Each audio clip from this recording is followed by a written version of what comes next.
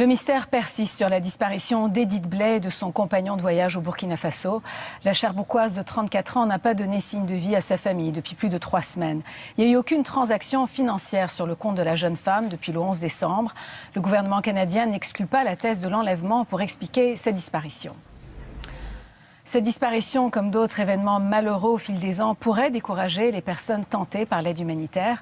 Pour donner des conseils, on retrouve Michèle Asselin, directrice générale de l'Association québécoise des organismes de coopération internationale. Bonsoir, Madame Asselin. Bonsoir. Alors, est-ce qu'il y a beaucoup de gens, de jeunes ou de moins jeunes, qui décident de faire de l'humanitaire? Il y a beaucoup de jeunes et de moins jeunes, des retraités aussi, qui se sentent interpellés par la situation du monde et qui veulent contribuer à bâtir un monde meilleur. Et dans ce cas-là, on est très heureuse, je suis très heureuse que mes concitoyennes, mes concitoyens aient cet élan du cœur. Mais il faut faire très attention parce que l'aide humanitaire en tant que telle, c'est souvent des spécialistes qui la réalisent dans des contextes de crise ou de guerre.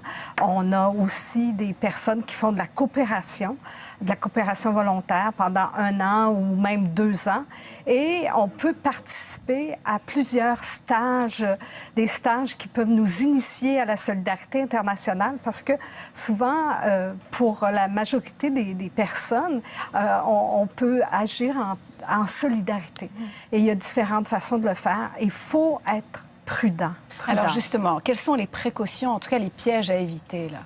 Bien, d'abord, il faut savoir avec qui on veut partir, qui organise ce projet.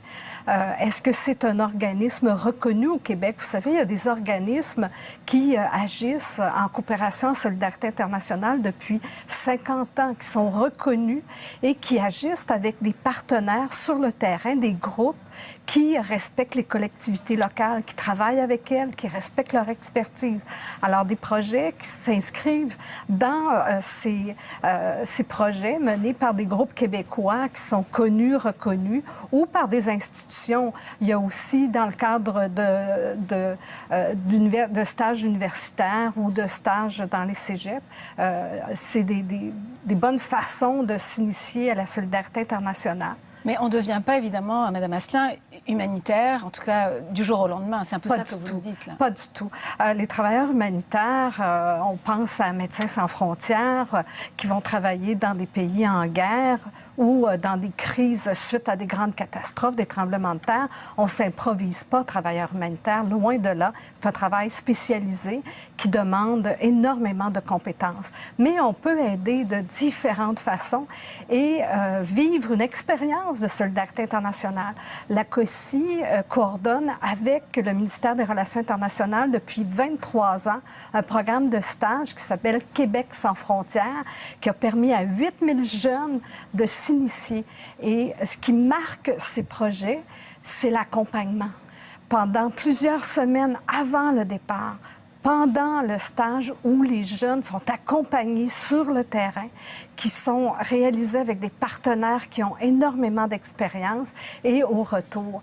Alors, donc, oui, il y a des possibilités de vivre cette aventure de la solidarité internationale, mais dans un contexte d'accompagnement. Et puis, nous, on a une grande responsabilité d'évaluer les risques. Et malheureusement, au Burkina Faso, nous ne réalisons plus de stages Québec sans frontières. Donc, ce que vous dites, c'est qu'il faut évidemment être plus encadré pour ces jeunes-là. Et là, il y a un nouveau phénomène qui s'appelle le tourisme humanitaire. Alors, ça, est-ce qu'il faut y aller vraiment? Il faut mettre une mise en garde là, pour des jeunes qui, justement, veulent aider, veulent aller, que ce soit en Afrique, en Asie ou ailleurs dans le monde? Oui, il faut être vraiment très prudent.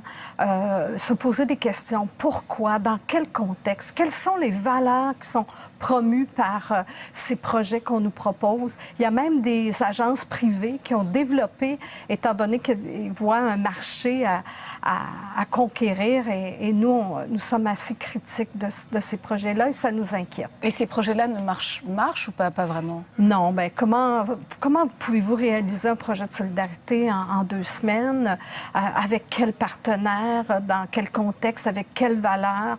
Et comment on prend en compte la gestion des risques en matière de sécurité? C'est très important. Très bien. Merci beaucoup, Michèle Asselin. Merci. Merci. Bonsoir. Bonsoir.